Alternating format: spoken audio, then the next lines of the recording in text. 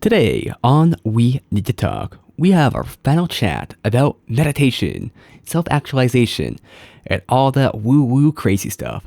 So get ready, strap in, because we need to talk. Like there is an recreatable part of everything. Like you can't recreate something exactly because it will always be a recreation of another thing. So that's kind of the context you're talking about, like where there's always this thing with that context and that lineage. I still would have disagreements with that, but that's fine. I think we just kind of disagree on this point, and I think your viewpoint is definitely very fascinating. I like hearing it. I do want to kind of just, if you're okay with this, sidelining to a different topic, or a different idea, just something that I found interesting during a meditation session. So I do these meditations from an app called Waking Up, which is by a guy named Sam Harris, and he has this like a one exercise in it. I forget what lineage it kind of comes from, but there's this idea. What he has you do is, you're kind of like looking. You're kind of doing the meditation. You're kind of just like paying attention to your breath and stuff like that. But then there's this kind of pointing sort of thing, right? And like you look out into your vision and you kind of see yourself looking out into things. But if you kind of like pretend like you're like, what he has you do is kind of take your finger, point back at yourself. And it's like, no, that's not you. That's you pointing back at yourself. And it's weird because it's this weird perspective shift that can happen where you feel like you're looking out, but really you're looking in. You're looking into yourself. Your vision's not outward. Your vision's really in. And it's kind of internally kind of like going back at you. And it's a super weird sensation. And in a way, it for me kind of indicates maybe like everything that's happening in your brain is happening in your brain. Like you're kind of constrained to that boundary just kind of naturally. I don't know what it means beyond that, but it's just want to bring up it's a weird sensation. Have you ever had any weird sensations like that? I don't know that I completely follow. Mm-hmm. So I don't know if it's really that easy to explain. So when like you see your vision right now, right? Mm-hmm. So when your perception of your vision right now, you're kind of looking out into the world, right? Mm-hmm. And there's kind of like there's you right here, and then there's like the thing in front of you, right? Okay. Right. So it's you right here looking out this way. Mm-hmm. So kind of similar with the moon illusion here. The idea is that the you and the thing out there, they're kind of a construct in a way, and they can be flattened.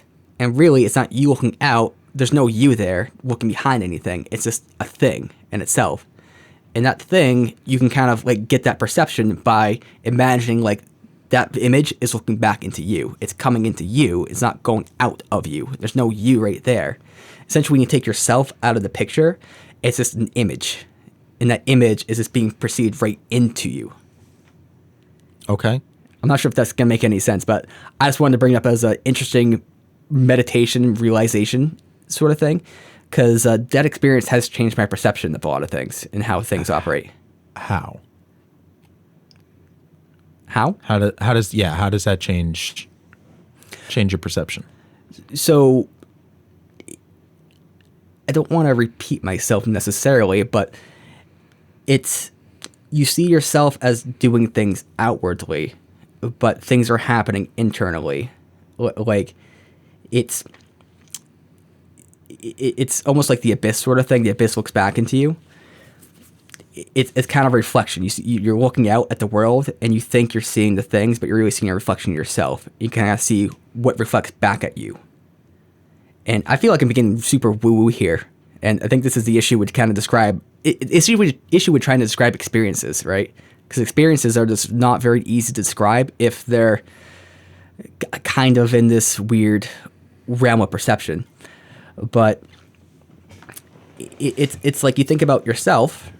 Let's say an emotion that you're having, or let's say an experience, or just anything that's happening to you.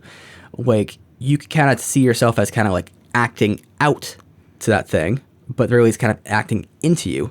And when you understand that, you can kind of like start perceiving those things, I think, more accurately, maybe more helpfully, right? For instance, here's an example here with hearing, right? So when we kind of are trying to pay attention to something, what we do is we kind of try to focus on it. We try to like isolate it out, and we just kind of, it's almost like we're trying harder with hearing. In a way, that doesn't really make sense, right? Because is there such a thing as hearing harder? Like, are your ears doing anything different? No, the sound's coming in just as it was before. There's no difference in the actual thing that's coming in. Rather, what's happening is you're doing these kind of like mathematical computations and everything to kind of isolate the sound or amplify the sound in your brain. So that's what's actually happening. And then from that understanding, when you are having an issue with some experience, let's say that emotion of frustration or trying to like focus on something, you're not trying to extend yourself outward, but rather you're just taking the thing that's there, taking the thing that's coming in, and you're just, just can only pay attention to that thing that's there. You're not creating anything. You're not denying anything. It's just what's coming in is here. What's there is there. Let's just deal with this. This is all I can really do with. And you're not trying to go anything beyond yourself. That's super interesting. So what does that mean for your enlightenment, for your like realization of self? Does that change how you see the self, how you see yourself, and how you're interacting with the world? In that, it sounds like you're almost saying you're not.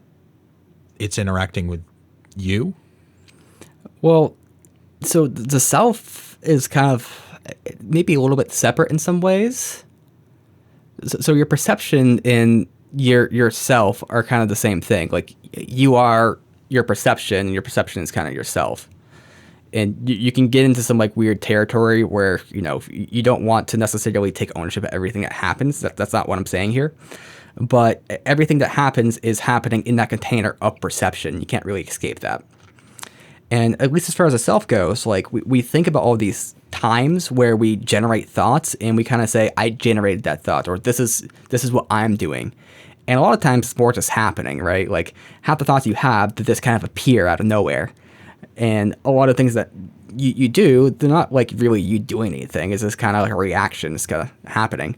And this could obviously go into the discussion of free will, and I'm a compatibilist on that as well. So I don't necessarily just think this invalidates free will or anything to that effect.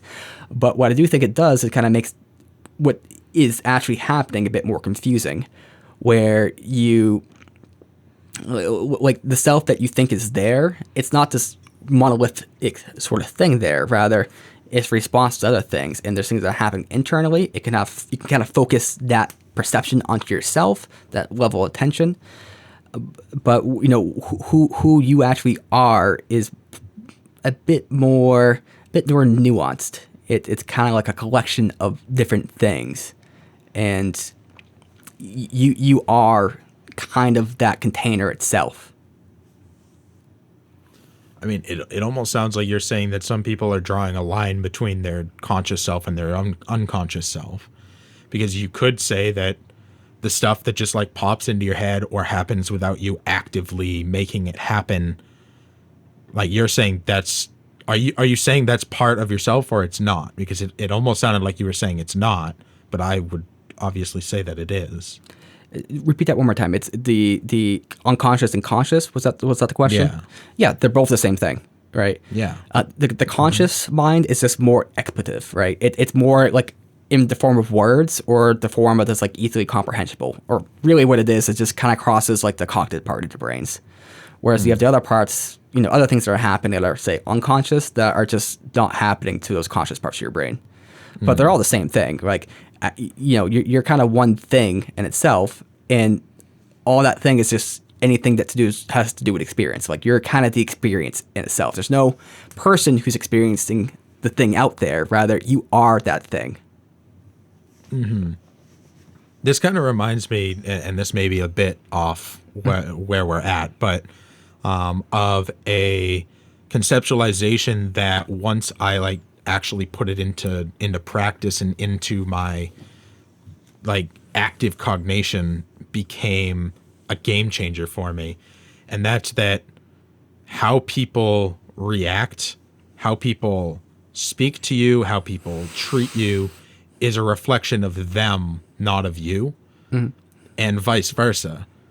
So I can't control how you're going to act or respond to me. Now, that doesn't take me completely off the hook in that I can treat you any way I want, and then that doesn't matter, but rather that if I treat you badly, you could react to that anyway.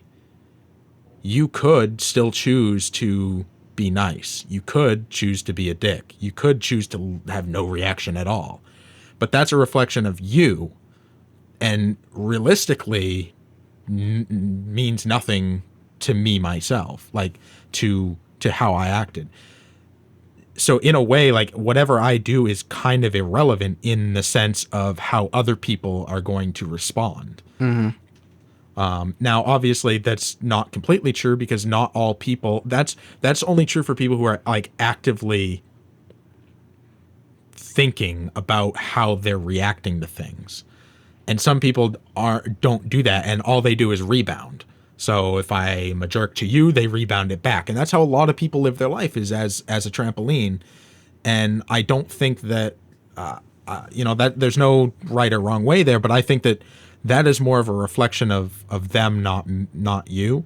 And that once I realized that, it made when people are jerks so much easier, because it has nothing. It has nothing to do with me.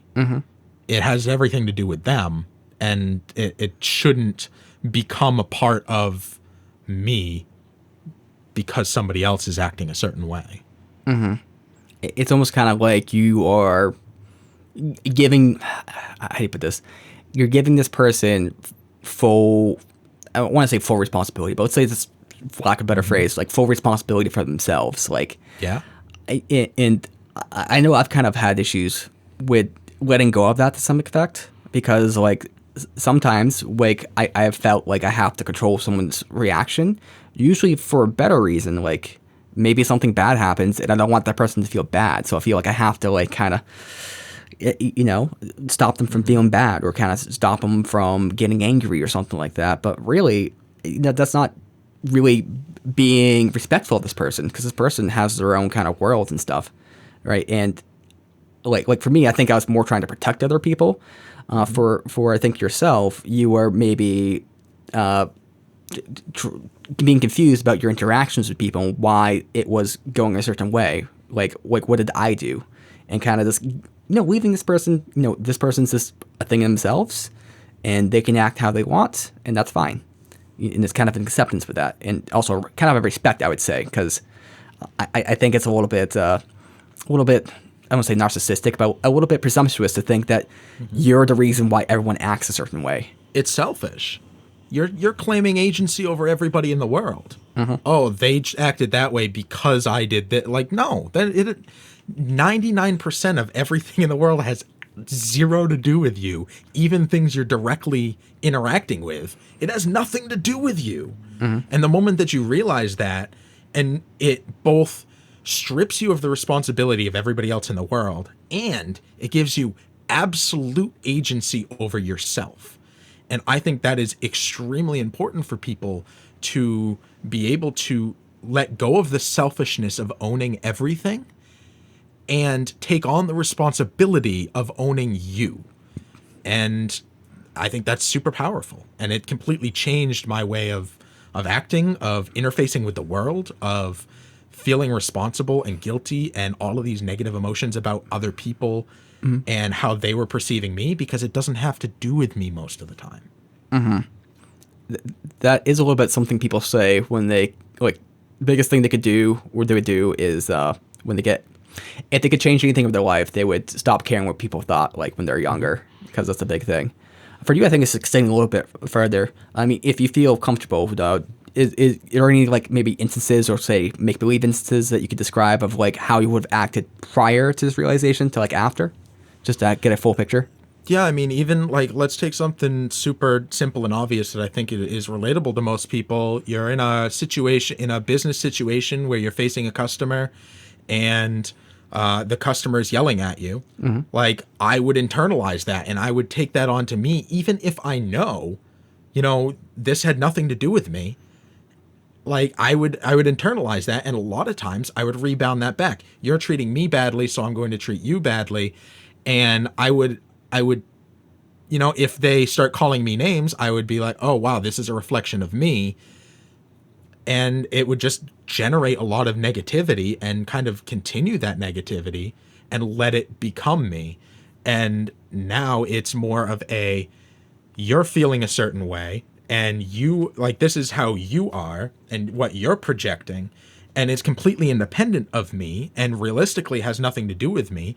Even if it was something that I did, it doesn't have to, like, what you're feeling isn't, like, I am not responsible for what you're feeling in and of itself. That, like, you need to own your responsibility for how you feel, and I will own my responsibility for how I feel. And I feel like some people are going to feel like that means I can do whatever I want because it has no effect on anybody else, and if you don't like it, that's too bad for you and it's your problem. And I see it literally as the exact opposite, where I am now responsible for owning everything about me and everything that I do and feel. That's me and not you.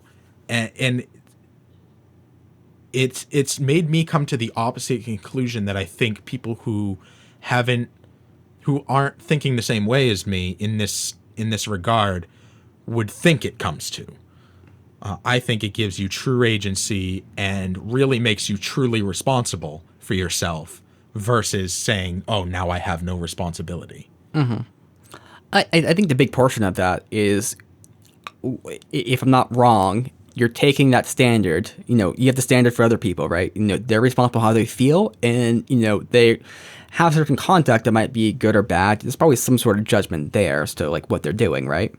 But they have their own internal world, they're responsible for that. But you're taking that same exact thing that's going externally out to these other people, and you're applying that just the same as to yourself. So it's not like that standard really, like, changes from them to you. Whereas I think a lot of times the issues that people have is they have differing standards. A great example of that is the what's called in psychology an attribution error, where, let's say someone's walking down the street and they slip and fall, right? And you might look at them and say, huh, what a klutz, or, they're so clumsy, something like that. Whereas, let's say you're walking down the street and you fall, same exact sort of way that the other person fell, you say, oh, wow, I must not be paying attention. Oh, man, my shoes must have been untied. You come up with, like, any number of reasons to, say, like, kind of get yourself off the hook of that responsibility, whereas you're fully willing to, attribute, say, some sort of attribute to this other person. Whereas I think from your perspective with this kind of idea, you can't do that. If you think this person's a klutz here, then you're a klutz here. If you think this person just was, having a bad day and that's why they fell, well, that's why you fell too. You're just having a bad day. Yeah, and I think it works in both ways too, right? Because there are some people who are going to say, you fell, so that was your mistake, and I fell, so it wasn't. And some people who are going to think the opposite because they're harder on themselves. You fell because it was slippery. I fell because I'm such a klutz. Yeah. But I think this forces you to do both. And most people I've found turn that into a net positive. So a lot of people will give others grace, will say, oh, you made this little mistake. It's not a big deal. Like, you should forgive yourself. You shouldn't feel bad. Most people I've met are that way. But when they themselves make a mistake, they find it hard to forgive themselves. But with this principle, you owe yourself the same grace that you extend to everybody else. And I think that is very powerful in really loving yourself. And it's beyond some people take loving themselves to be like, that means like I'm perfect and I do no wrong. And no matter what I do, I'm the best. And that's not it. It's being willing to be forgiving to yourself, being willing to show yourself that grace that you would extend to other people. And then vice versa for the people who are the opposite way. If you were willing to show yourself that forgiveness and grace, oh, I'm only human, you should be able to do that to everybody else. And it should be a level playing field where you are as much a person as everybody else is. You are one of everybody else in that regard. And that goes to what you're saying. Don't holding at the different levels, different people at different levels. Everybody should be held at the same level. Those you love, those you don't know, yourself, all at the same level. I definitely know. Deserve forgiveness and grace. I definitely know I've been guilty of judging myself from a harsher perspective than I judge other people. And I've also done things like where it made no sense. Like, I don't know, like I've done things for people that I shouldn't have done for them. That if I was observing a friend, what they're doing, I would have been like, what are you doing? This doesn't make any sense. You know, why would you do this? Like, you wouldn't let me do this. Why are you doing it? Right? And it's kind of like a different level of standards for yourself. And I think being able to kind of look at yourself objectively from the outside is quite important. I think, again, this goes back to self-realization, right? Because to realize who you are, whatever that means, I think you have to kind of understand yourself. You have to be able to reflect on who you actually are and not fool yourself too, because that's where I think people go wrong, is they will observe their actions and they draw the wrong conclusion, i.e. the attribution error here. Like, let's say they get lucky and win something, right? They might think they're awesome for that, but are they? Maybe. If it's a matter of luck, probably not. You know, they just got really lucky. But some people will kind of talk themselves up. If there's another person who won the same exact situation, they might be saying, oh, this person's so about themselves, but they just got lucky, right? You know? So I think being able to correctly look at the situation that you're in, and if your way of looking at it applies to both you and somebody else that would happen to, then maybe you're more self-actualized than someone who, say, would have these different attributions. Maybe. I mean, I don't know. Life is so...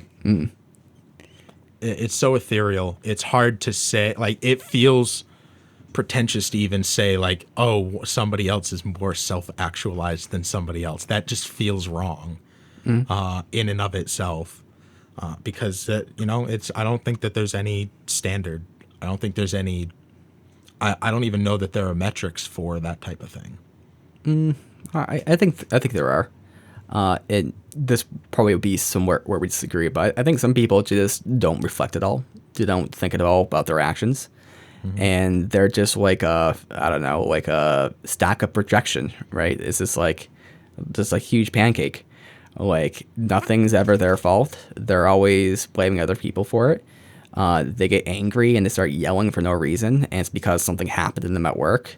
Like, they have no control, or rather life is controlling them, and these people aren't, I would say, at all self-actualized. I don't think they have any capacity, or no, it's not that they don't have any capacity.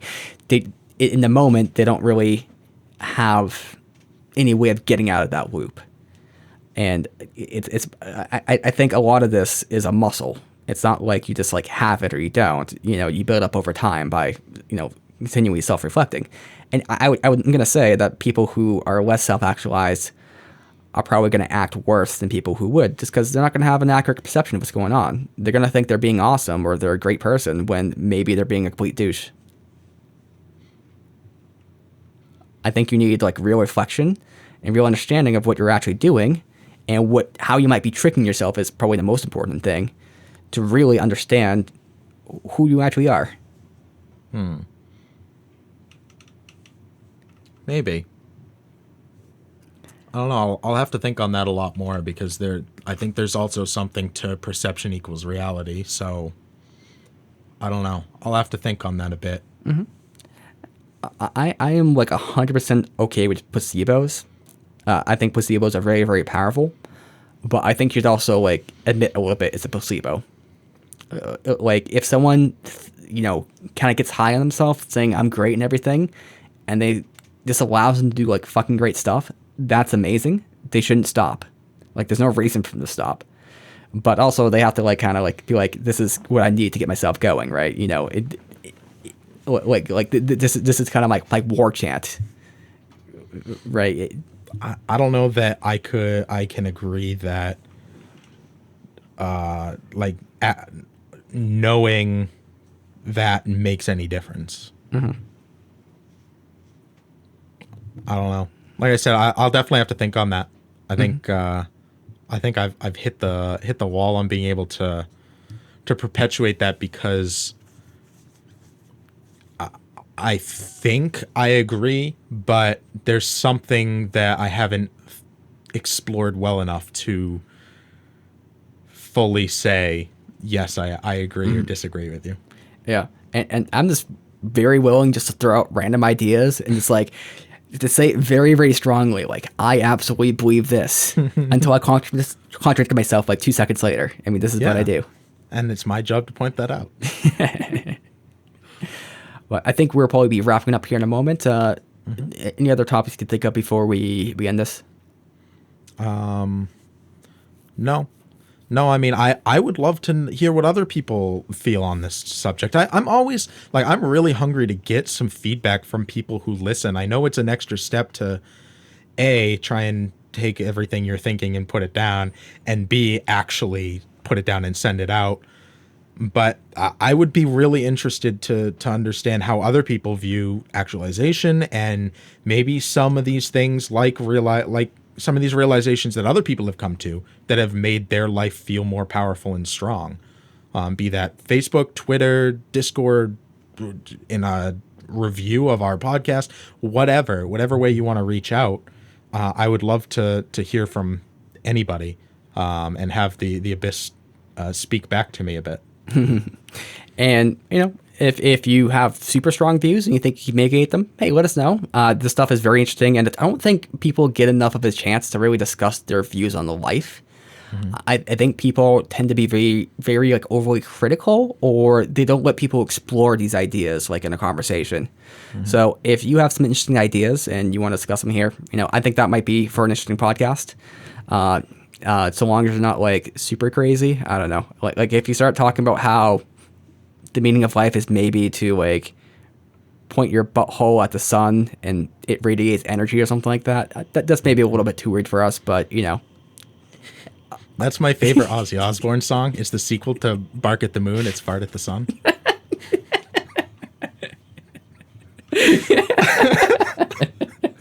Nate, we need to talk.